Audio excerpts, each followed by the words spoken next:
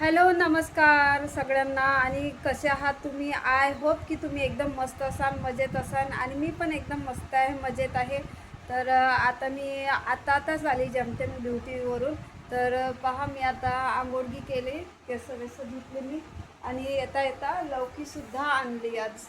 म्हटलं चला, खूप दिवसाची लौकीची भाजी नाही बनवली, म्हटलं तर मग लौकी उद्या बनवणार आहे. तर एक मला तुमच्याशी एक गोष्ट शेअर करायची आहे. म्हणजे ते कसं माझ्यासोबत ते आज ना अशी गोष्ट घडली माझ्यासोबत.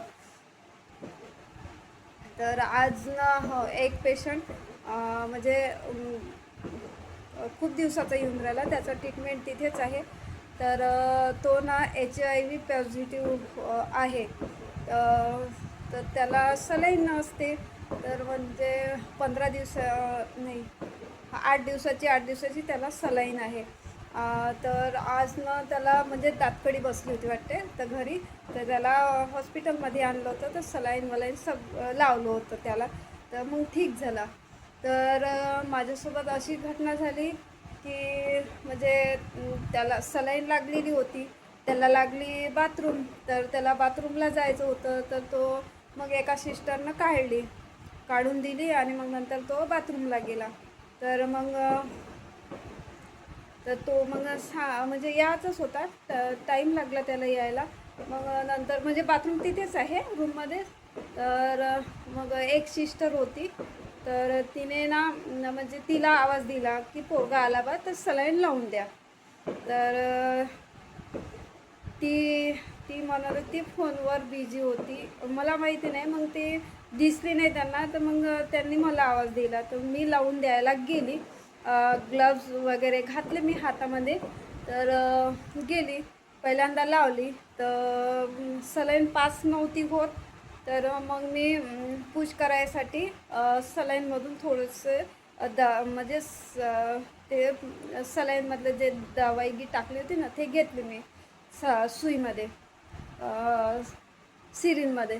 तर मग मी नंतर म्हणजे ते म्हणजे ब्लॉक होऊन जाते ना, म्हणजे काढली. मग नंतर थोड्या वेळानं ते ब्लॉक होऊन जाते.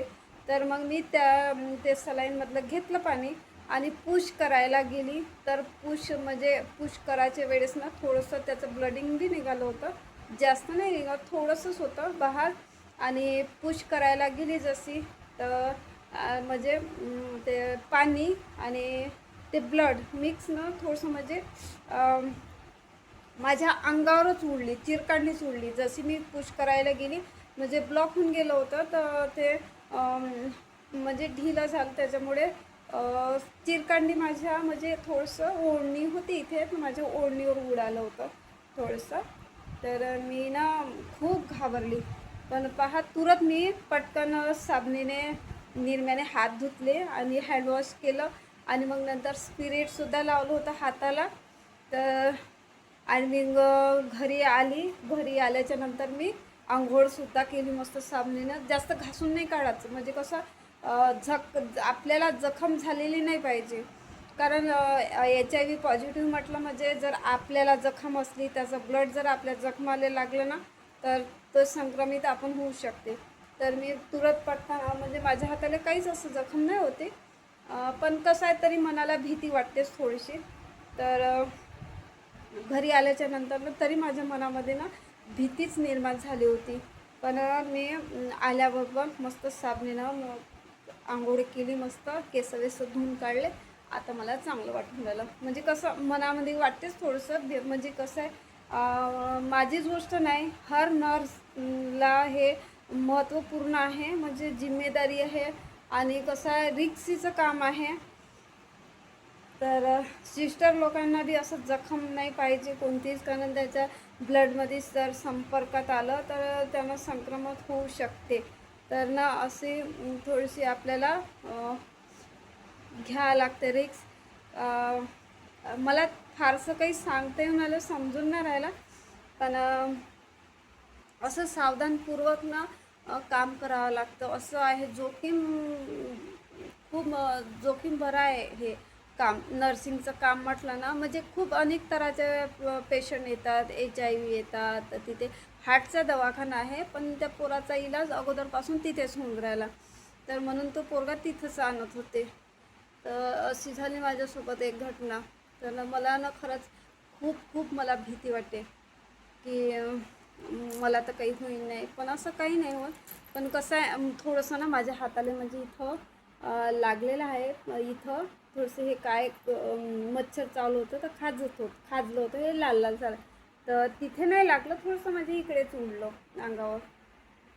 म्हणून थोडंसं मनामध्ये ना डाऊट वाटत होतं. पण मी डॉक्टरांना सांगितलं, तर डॉक्टरांनी म्हटलं होतं की नाही, त्याच्यावर उडलं असतं म्हणे तर संक्रमित होण्याची शक्यता असते म्हणे.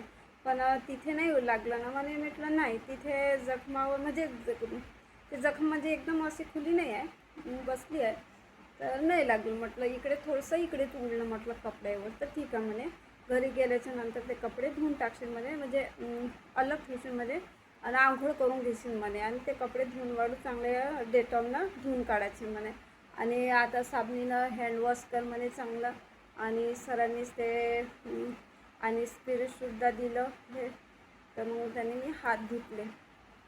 पण तरी त्यांनी मनामध्ये भीतीच वाटते. तरी माझं म्हणणं खरंच माझं मन नाही लागत होतं की असं झालं बा माझ्या हाताने.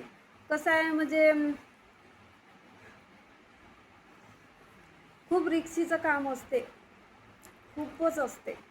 नर्स म्हटलं ना तर खूप जिम्मेदारी असते, खूप रिक्सीचं काम असते. कारण स्वतःवर बी हे येऊन जाते, त्यामुळे ना खूप भीती वाटते. पण असं काही नाही आहे, ते असं तर होतच असते, उडतच असते कधी कधी. पण मला याचं म्हणजे मला अशी भीती वाटत होती की म्हणजे इथे थोडंसं हाताला बघू शकता, हे थोडंसं दिसते का, हे ते हे थोडंसं लागलं होतं ना, म्हणून त्याच्यामुळे मला भीती वाटत होती. तर ते काही नाही, त्याला काही नाही होत म्हणे, तिथे नाही लागलं म्हणे, झालं. अगर आपला ताजा घाव असला तर ताज्या घावावर जर त्याचा खून जर आपल्या ताज्या घावावर लागला तेव्हाच तो होते संक्रमित. पण असं अंगावर असं म्हणजे जिथे घाव नाही आहे तिथे असं लागलं तर काही फरक नाही पडत, तेवढं की काही नाही आहे. साबणीनं काय ना साध्या पाण्याने धुवून काढलं आणि मग स्पिरिट लावून घेतलं तर ठीक होऊन जाईल, म्हणजे संक्रमित व्हायची शक्यता नसते. तर असं आहे, रिक्षीचं काम कोणतंही काम म्हणा रिक्षीचंच असते. तर पहा की चला जाऊ द्या, खूप लंबा व्हिडिओ होऊन जाईल. चला मग.